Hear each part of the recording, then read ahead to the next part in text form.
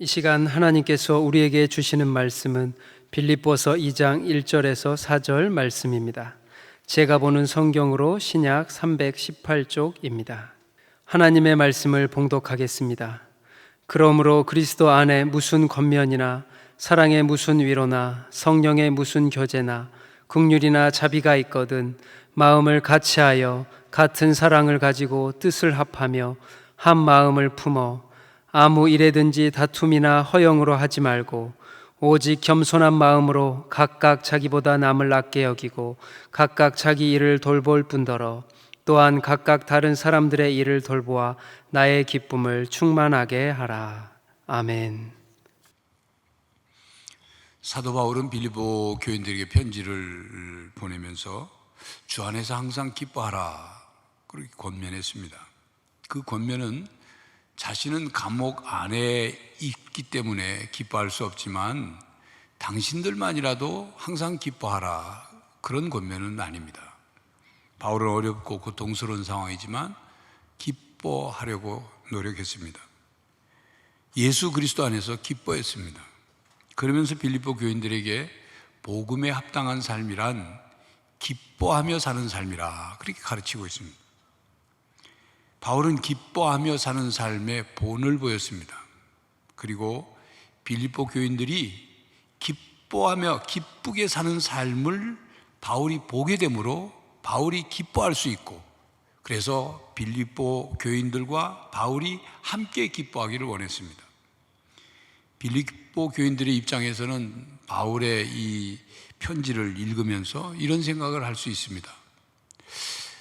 사도 바울이 우리에게 항상 기뻐하라고 하긴 하는데 우리 상황과 지금 형편은 기뻐할 상황이 아니다. 왜냐하면 빌립보 교인들은 감옥에 갇힌 바울을 생각할 때 근심거리가 되고 답답하고 참 안타깝고 괴로운 마음이었습니다. 또 빌립보서 2장 25절 이하에 언급된 에바브로디도라는 그 인물에 대한 소식을 듣고 근심이 됐습니다. 에바브로디도는 빌립보 출신인데 빌립보 교인들의 선교 헌금을 모아서 사도 바울에게 전하고 사도 바울과 함께 사역하는 동역자였습니다. 그런데 병이 걸렸다는 소식을 들을 뿐만 아니라 그 병이 점점 더 악화되고 있다는 소식을 듣게 됐기 때문에 빌립보 교인들은 근심 그리고 시리에 빠졌습니다. 그리고 빌립보 교회 안에 지도자들 간에 갈등이 있었습니다. 이렇게 기뻐할 수 있는 상황이 아니었습니다. 그래서 바울은 빌립보 교인들에게 기쁨을 회복하도록 도와야 했습니다. 이에 바울은 빌립보 교인들에게 원포인트 레슨을 하고 있습니다. 원포인트 레슨이란 우선적으로 고쳐야 할 그 큰 문제점 하나를 고칠 수 있도록 도와주는 거죠. 무엇인가 문제를 해결해야 되는데 무엇인가 막혀서 답답해서 해결되지 않는 그런 문제, 그 중요한 한 가지를 가르쳐 줌으로 문제가 해결되도록 돕는 것, 그게 원포인트 레슨입니다. 오늘 본문 말씀은 빌립보 교회를 향한 사도 바울의 애정이 담긴 당부이며 원포인트 레슨에 관계된 권면 말씀입니다. 바울은 빌립보 교회의 하나됨이 깨어지기 시작하고 있다는 것을 알았습니다. 빌립보 4장 2절에 보면 유오디아와 순두계라는 여인들의 이름이 등장합니다. 이들은 빌립보 교회의 여성 지도자들이었습니다. 바울은 그들에게 이렇게 권면합니다. 내가 유오디아를 권하고 순두계를 권하노니 주 안에서 같은 마음을 품으라. 빌립보 교회 여성 지도자인 이 두 사람 안타깝게도 교회 안에서 하나가 되지 못했습니다. 같은 마음을 품지 못했습니다.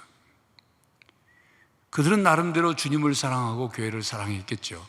또 열심히 봉사했겠죠. 그런데 두 사람이 하나가 되지 못했습니다. 누가 더 높으냐? 누가 더 우리 빌립보 교회에서 더 영향력이 있느냐? 누가 더 교인들에게 인정을 받느냐? 이런 것 때문에 서로를 밀어냈어요. 이렇게 빌립보 교인들 가운데는 다른 사람들에 대해서 잘못된 영적 우월감에 빠진 사람도 있었고, 또 어떤 사람들은 다른 교인들과 화합을 하지 못했습니다. 바울은 빌립보 교회의 이 공동체 균열 징조를 속히 해결하지 않으면 커다란 문제로 번지게 될 것을 너무도 잘 알고 있었습니다.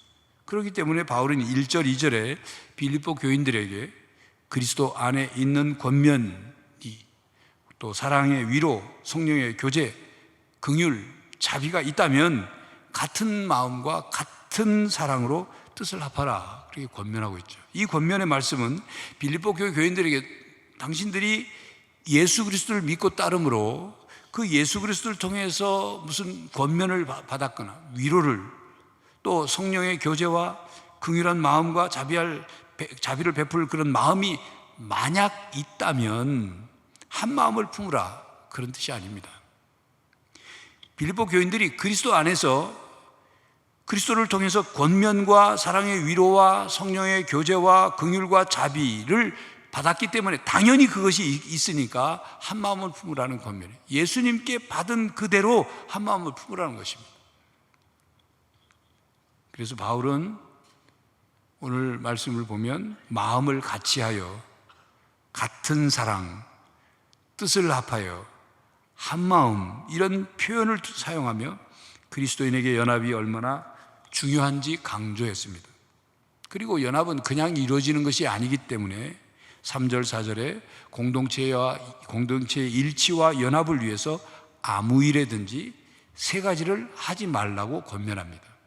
첫째는 다투지 말라고 권면합니다. 세속적인 욕망으로 다투는 것은 이기심에 근거한 행동입니다. 그 결과 공동체 안에서 다른 사람들에게 상처를 주죠. 공동체를 무너뜨립니다.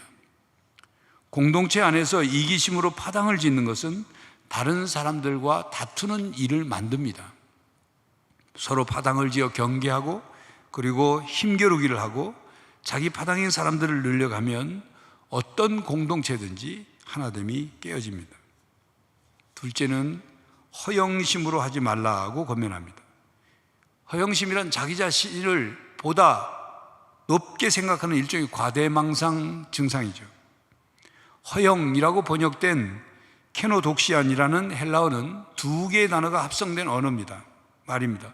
속이 비었다는 뜻의 헬라어 단어와 영광이라는 단어가 합쳐진 케노독시안, 알맹이 없는 자랑, 알맹이 없는 영광이라는 뜻이죠. 허영은 세속적이고 인간적인 영광을 구하는 것에 그 뿌리가 있습니다. 허영이 있는 사람은 자신 이외에 다른 사람의 입장을 생각하지 않습니다. 자기중심적인 행동을 합니다. 자기 자신을 높이고 헛된 영광을 추구하다 보니까 다른 사람들을 깔봐요. 다른 사람에게 상처를 줘요. 다툼이 생깁니다. 공동체의 불일치를 초래합니다. 그렇기 때문에 바울은 빌립보 교인들에게 자기를 높이려는 헛된 생각에 사로잡히지 말고 행동하라, 그렇게 권면합니다. 셋째는 자신의 일만 돌보지 말라고 권면합니다. 여기서 자신의 일들이란 자신의 어떤 이익이나 자신의 어떤 장점, 자신의 주장, 이런 의미를 다 포함한 말입니다. 자기중심적으로, 이기적으로 행동하지 말라는 뜻이죠. 바울은 자기 일을 돌볼 뿐만 아니라 다른 사람들의 일도 돌보라고 권면합니다. 그러면서 빌립보 교인들에게 아무 일에든지 각각 자기보다 남을 낮게 여기라 권면합니다. 그리고 겸손해야 한다고 권면합니다. 공동체 안에서 다툼과 허영을 버리고 한 마음이 되려면 겸손한 마음을 가져야 합니다. 다툼과 허영을 어둠에 비유를 한다면 겸손은 빛에 비유를 할 수가 있습니다. 빛이 비춰지면 어둠이 사라지듯 겸손한 마음과 자세는 다툼과 허영심을 사라지게 합니다. 겸손은 자기보다 남을 낮게 여기는 마음입니다. 반대로 교만은 자기보다 남을 낮게 여기는 마음입니다. 듣기엔 비슷한 말이죠. 낮게, 시옷 받침과 낮게, 지읒 받침, 받침이 다릅니다. 받침 하나가 다르니까 전혀 다른 마음이 되는 거죠. 겸손은 남을 자기보다 높게 생각하는 거예요. 자기보다 남을 높게 생각하는 이 겸손은 자기 자신을 비하하거나 비굴한 태도를 갖는 것이 아닙니다. 자기 자신, 자기의 중심을 정말로 자기를 존중하는 사람의 마음에서만이 진정한 겸손이 나옵니다. 그렇게 겸손한 마음으로 자기 일을 돌볼 뿐만 아니라 다른 사람의 일을 돌아보라고 권면합니다. 그렇게 할 때 공동체의 기쁨과 평안과 화목이 회복되는 것입니다. 오늘 본문 말씀의 주제는 그리스도 안에서 겸손으로 연합하라입니다. 겸손은 자기 중심적인 생각을 버리고 다른 사람의 좋은 점을 보며 다른 사람의 관심사와 유익에 주의를 기울이는 것입니다. 공동체 안에서의 겸손, 사람과 사람 사이의 겸손한 마음은 한 마음이 되는 길입니다. 한 마음이 되어야 공동체가 건강하게 움직여지고 기쁨을 함께 누릴 수 있습니다. 겸손한 마음으로 한 마음을 품으라고 권면하는 바울은 겸손의 최고의 모범이 되신 예수님을 소개합니다. 오늘 4절까지 읽었는데 5절 이하의 내용이 그 내용이죠. 바울은 겸손의 모범이신 예수님을 소개하면서 예수님을 닮으라, 예수님의 마음을 품으라, 예수님을 따라서 겸손하라고 권면을 합니다. 성자 예수님은 모든 것을 가지신 분이시고 본래 성부 하나님과 동등하신 분이지만 그럼에도 불구하고 자기의 지위와 권위를 내려놓고 자기를 비우시고 자기를 낮추시고 성부 하나님의 뜻에 복종하셨습니다. 성자 예수님은 하나님의 자리를 버리고 인간의 자리로 내려오셨습니다. 하늘에서 인간을 향해 내가 너희들을 사랑한다 이렇게 말씀만 하실 수도 있지만 인간이 되어 이 세상에 오셨습니다. 인간의 입장이 되어 이 세상에 오셨습니다. 이것을 역지사지라는 사자성어로 설명을 하겠습니다. 바꿀 역자의 땅지자, 생각사자의 갈지자인 역지사지라는 사자성어는 맹자의 이루편에 나오는 역지즉 개연이라는 맹자의 표현에서 나온 말입니다.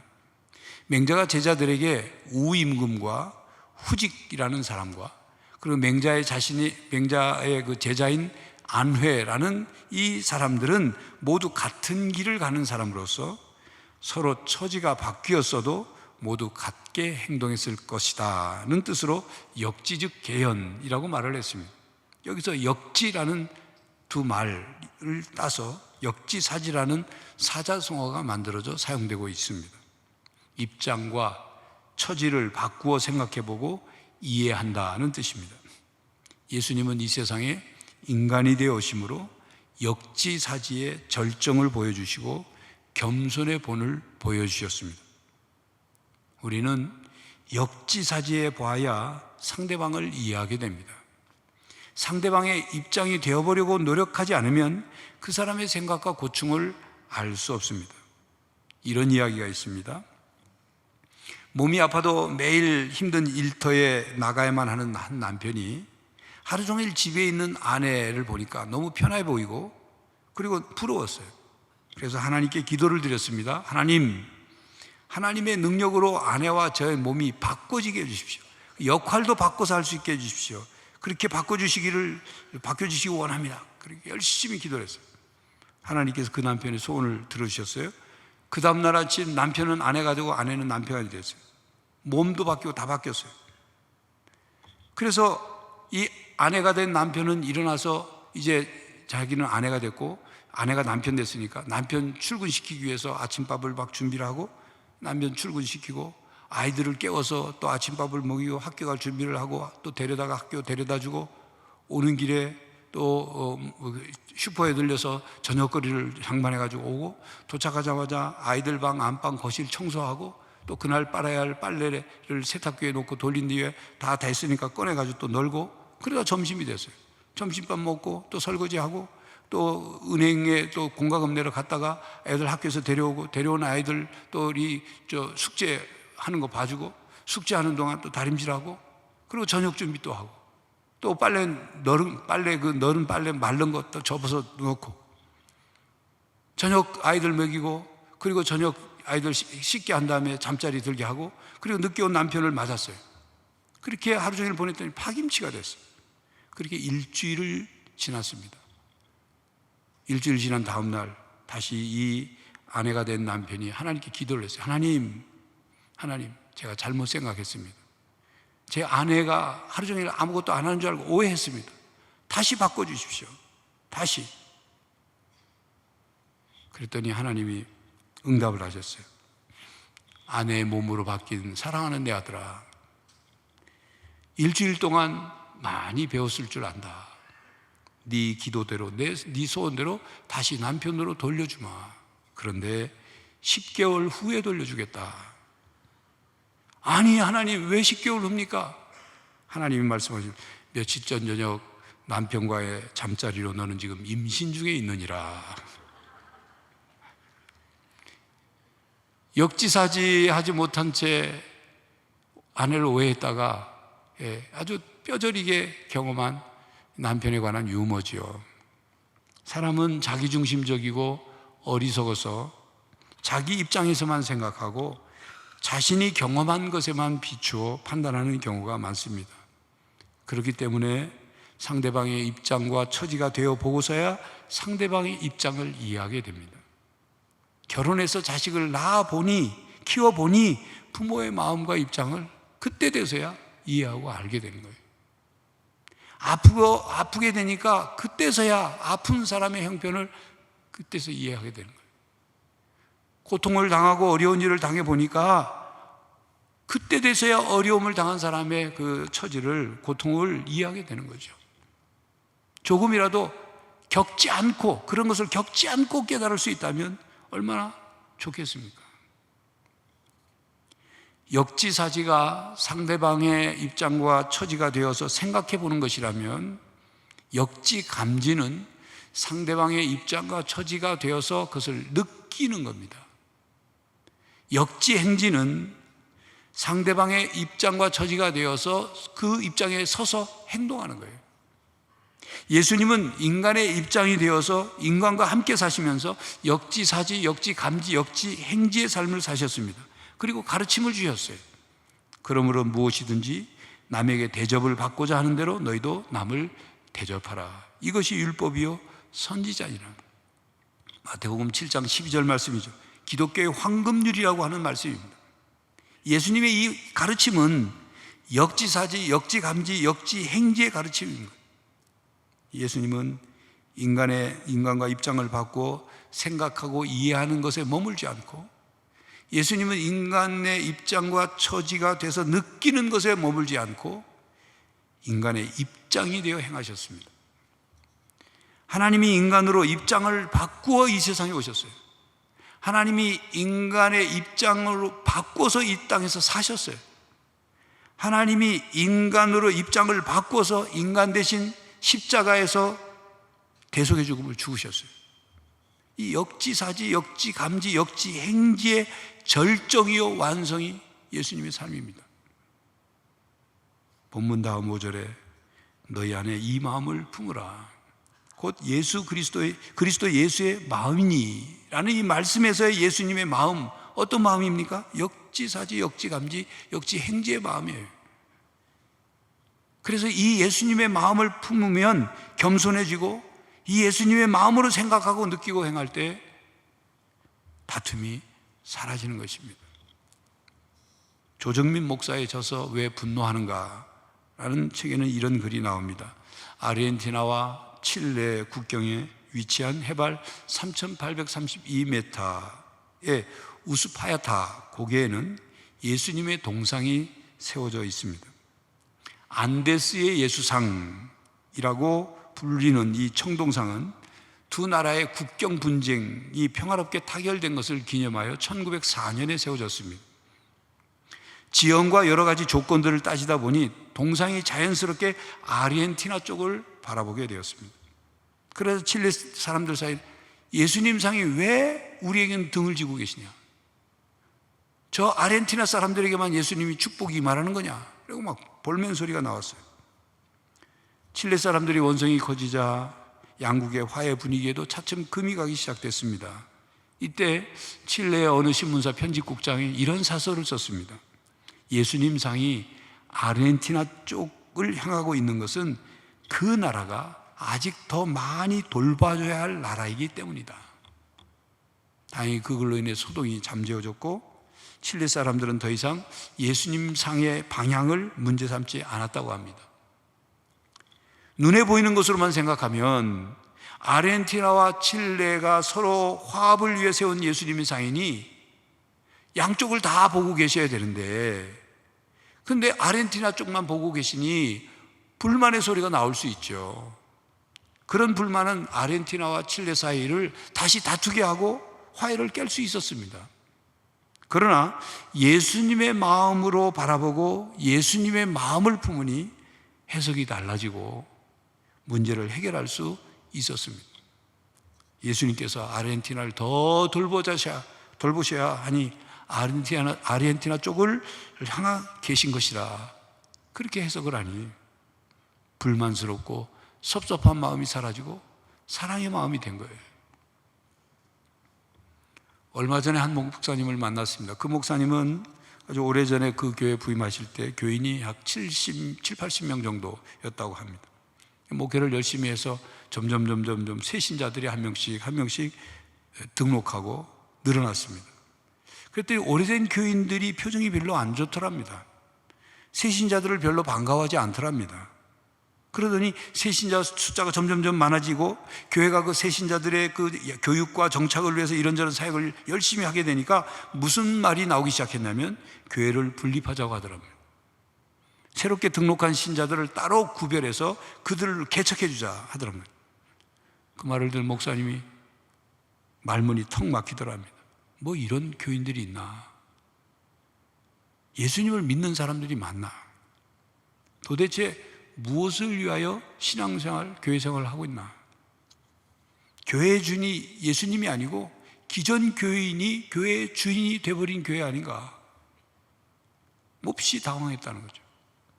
그런데 지금은 그 교회 온 교인이 하나가 되어서 예배당도 아름답게 지었고 그 교회가 날로 부흥성장하고 있습니다.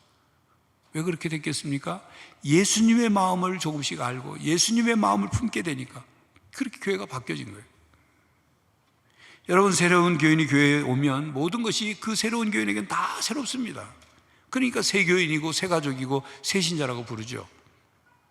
교회 분위기도 익혀야 되고 교회의 특성도 익혀야 되고 교회의 전통도 알아야 되고 교회 구성원들도 새로 다 익혀야 돼요. 그렇게 알아가는 과정과 적응해가는 과정과 그리고 서로를 받아들이는 과정이 필요합니다. 그런데 기존 교인들이 새 교인들의 그 교회 생활을 잘 모르니까 돌출하는 행동을 할 수 있지 않습니까? 그런 거와 적응하는 과정의 모습을 너그럽게 잘 받아들이고 그들을 잘 이끌어줄 때 마음 다치지 않도록 잘 도와줘야 되는데, 그렇게 하지 않고 만약 새 교인을 불러다가 혼이나 내고 튀지 말라고 경고나 하고 급기야는 그들이 교회 생활하는데 막 긴장 속에서 하게 만든다면, 그러면 그런 교회가 교회겠습니까? 그런 교회가 그리스도의 몸된 교회라고 할 수 있겠습니까? 그런 교회가 십자가에서 피를 흘려 생명을 내어주시면서 세우시고자 한, 예수님께서 세우시고자 한 그런 교회의 모습이겠습니까? 그 교회 누구 교회입니까? 주인이 누굽니까? 기존 교회입니까? 아니지 않습니까? 주 안에서 같은 마음을 품어야 합니다. 누구의 마음을 품어야 주 안에서 같은 마음이 될까요? 주 안에서 같은 마음을 품으면 주님의 마음을 품어야죠. 예수님의 마음을 품는 것이 오직 유일하게 하나 되는 길입니다. 주님의 마음을 품어야 우리가 함께 기쁜 공동체를 만들 수 있는 거예요. 너희 안에 이 마음을 품으라. 곧 그리스도 예수의 마음이니. 그리스도인들의 교제를 위협하는 두 가지 중요한 요소는 다툼과 허영입니다. 다툼과 허영은 이기심에서 나옵니다. 이기심은 다른 사람의 입장을 생각하지 않습니다. 다른 사람의 이익을 생각하지 않습니다. 오직 자기의 이익만 생각하고 자기 이익만 꾀합니다. 그러므로 이기심에서 나오는 다툼과 허영은 공동체의 교제를 위협하고 공동체를 무너뜨립니다. 공동체가 함께 나누고 누릴 기쁨을 사라지게 합니다. 아무 일에든지 이기심을 버려야 기쁨의 내용과 기쁨의 이유와 기쁨의 영역이 넓어집니다. 다툼과 허영심을 버려야 기쁨이 풍성해집니다. 다툼과 허영심으로 자기 자신은 잠깐 기쁠 수 있지만 그 기쁨은 지속되지 않습니다. 그건 진정한 기쁨이 아닙니다. 거짓 기쁨입니다. 다툼과 허영심을 물리치고 치료할 수 있는 것은 오직 겸손한 마음입니다.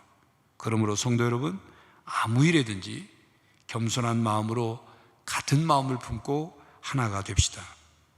겸손한 마음으로 한 마음이 되어 기뻐할 수 있기를 바랍니다. 자기보다 남을 낮게 여깁시다.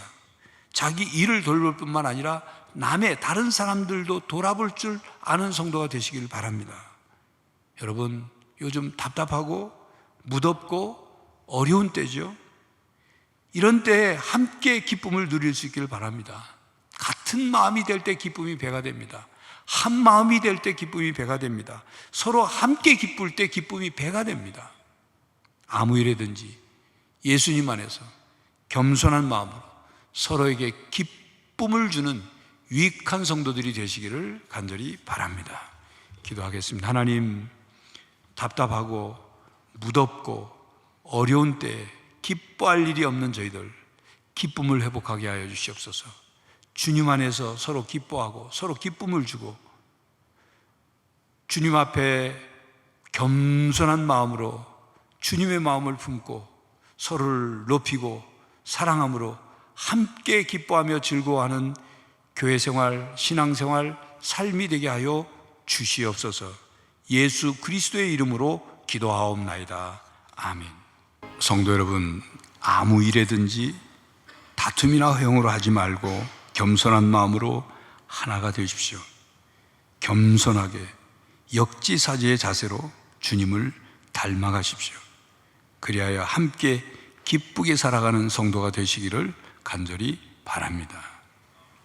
지금은 우리 주 예수 그리스도의 은혜와 하나님 아버지의 사랑과 성령 하나님의 교통하심이 예수님을 닮고 예수님 마음을 품고 겸손한 마음으로 하나가 되며 함께 기쁘게 살아가기로 다짐하는 모든 성도들과 가정과 삶의 현장 위에 이제로부터 영원히 함께 하시기를 간절히 축원하옵나이다.